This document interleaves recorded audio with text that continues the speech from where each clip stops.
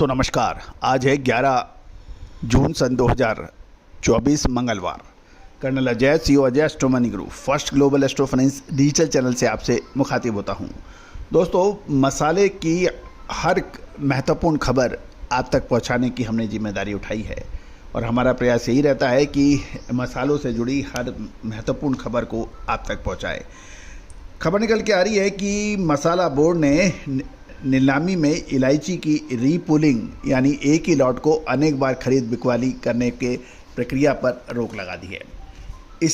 ये एक महत्वपूर्ण निर्णय है और इससे नीलामियों में ग्रुप बनाकर आर्टिफिशियल तेजी करने की प्रक्रिया पर रोक संभव हो सकेगी। जानिए पूरी रिपोर्ट विस्तार से। दोस्तों, आपसे एक विनम्र अनुरोध, हमने दर्शकों की मांग पर साप्ताहिक न्यूज़लेटर सर्विस जो कि मात्र 3,000 रुपये के वार्षिक शुल्क पर उपलब्ध है, कृषि उपज की साप्ताहिक अपडेट आप तक पहुंच पाएगी। संपर्क कर सकते हैं सेवा के लिए। दोस्तों, खबर निकल के आ रही है कि सरकार ने व्यापारियों द्वारा एक ही इलायची लॉट को एक से अधिक बार नीलामी करने पर प्रतिबंध लगा दिया है। भारतीय मसाला बोर्ड ने नीलामी में इलायची की रीपुलिंग पर बैन लगा दिया है।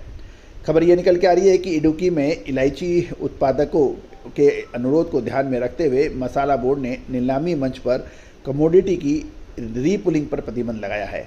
गौरतलब है कि किसान और व्यापारी आमने सामने कोर्ट में हो गए हैं। मसाला बोर्ड के निर्देशक मार्केटिंग ने एक नोटिफिकेशन जारी किया है और कहा है कि रीपुलिंग को कम करने के लिए किसी भी नीलामी में लाइसेंस प्राप्त डीलर्स द्वारा एकत्रित की गई इलायची नीलामी की कुल मात्रा के 25% से अधिक नहीं होनी चाहिए। बोर्ड से यानी मसाला बोर्ड से जो लाइसेंस प्राप्त नीलामी करता हैं उनको इस नियम पर लागू करने का निर्देश दे दिया गया है। प्रति नीलामी डीलरों के लिए वर्तमान पुलिंग की मात्रा प्रति दिन की 2 नीलामी को एक साथ 25 टन है। एक दूसरे सर्कुलर में ये कहा गया है मसाला बोर्ड द्वारा कि कई बार एक ही व्यापारी ने इलायची का स्टॉक लिया है और फिर उसी लॉट को वापस खरीद लिया है। कुछ डीलरों को ये अनैतिक व्यवहार सिस्टम में हेरफेर करता है, यानी आपने एक लॉट लिया है, उसी को लॉट को आप दोबारा खरीद रहे हैं ऊंचे भाव में या नीचे भाव में। इससे एक्चुअल कॉस्टिंग नहीं पता पड़ती है और आर्टिफिशियल तरीके से भाव में तेज़ी देखी जाती है। गौरतलब है कि जिस प्रकार वायदे बाज़ारों के अंदर पुलिंग कर यानी आपस में समूह बनाकर किसी भी कमोडिटी को उतार और चढ़ाव कर दिया जाता है, ये जीरे में भी देखा गया, हल्दी में भी देखा गया और दूसरी कमोडिटी गवार में भी देखा गया है, ऐसा कहना है कुछ लोगों का। साथ साथ ये महत्वपूर्ण है कि इससे आर्टिफिशियल तरीके से भाव में तेज़ी आती है, जबकि ग्राउंड में वैसा नहीं हो पाता है। पिछले कुछ दिनों के अंदर छोटी इलायची में अनावश्यक रूप से बहुत ज़बरदस्त तेज़ी दर्ज हुई है, जबकि छोटी इलायची का सीज़न समाप्ति की ओर है, नए सीज़न की तैयारी हो रही है, लेकिन उसके बावजूद भी आवक घट नहीं रही है और भाव इसके बहुत तेज़ हो रहे हैं। तो दोस्तों, ये एक महत्वपूर्ण निर्णय है, इससे इलायची पर प्रभाव लग सकता है। दोस्तों, हम आपको लगातार अपडेट दे रहे थे कि किसी भी आइटम के अंदर जब आर्टिफिशियल तरीके से बहुत तेज़ी हो जाती है जो उसके ग्राउंड रियलिटी से मेल नहीं खाती है, तो ऐसी हरकतें, ऐसी चीज़ें सामने आती हैं। गौरतलब है कि कुछ डीलरों ने नीलामीकर्ताओं को ये सुनिश्चित करना आवश्यक होगा कि किसी भी डीलर को वही लॉट खरीदने की अनुमति नहीं है जो उसने किसी नीलामी में पहले एकत्रित किया है।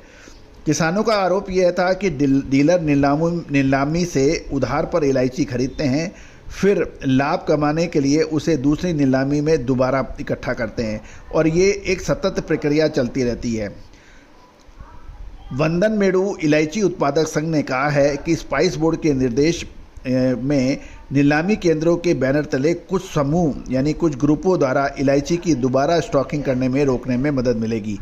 नए प्रतिबंधों से विक्रेता समूहों द्वारा बड़ी मात्रा में इलायची की नीलामी नहीं की जा सकेगी।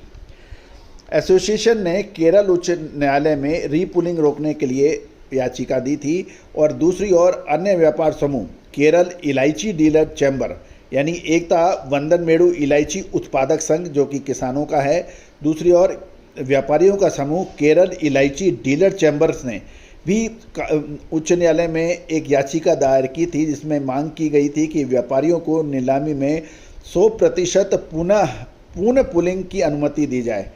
अदालत ने मसाला बोर्ड को इस मुद्दे का अध्ययन करने और समाधान खोजने के निर्देश दिए थे। अदालत के निर्देश के आधार पर दोनों समूह के साथ सुनवाई की गई और प्रतिबंध लगा दिए गए हैं। तो दोस्तों, ये एक महत्वपूर्ण घटनाक्रम है इलायची के ऊपर। एक तरफ वंदन मेड़ू इलायची उत्पादक संघ है, दूसरी ओर केरल इलायची डीलर्स चैम्बर है। यानी एक तरफ व्यापारी वर्ग है, दूसरी ओर उत्पादक यानी किसान वर्ग है। लेकिन अभी के मौजूदा हालत में किसानों की यानी जीत हुई है और ये वंदन मेड़ू इलायची उत्पादक संघ ने जो चाहा था वैसा अभी हुआ है। देखना है दोस्तों आगे क्या होगा, लेकिन इससे ये तो निश्चित है कि इलायची के ऊपर जो बार बार एक ही लॉट को खरीद बिकवाली कर रहे थे तो भाव बढ़ाकर उससे फ़र्क जरूर आ सकता है। दोस्तों, इसके लगातार हमने छोटी इलायची पर हमारे जो पिछले प्रोग्राम आप देखें उसमें हमने हमेशा यही कहा है कि इस तरह के कुछ इतनी आवक का हो जाना, इतनी नीलामियों का हो जाना, ये साथ साथ इस लास्ट फेज में ये एक प्रश्न चिन्ह सब्जेक्ट है। तो दोस्तों, जो होना है आपके सामने हो रहा है और जो सच्चाई की जीत हमेशा होती है। दोस्तों, आपको ये प्रोग्राम कैसा लगा, आप अपनी राय अवश्य दीजिएगा।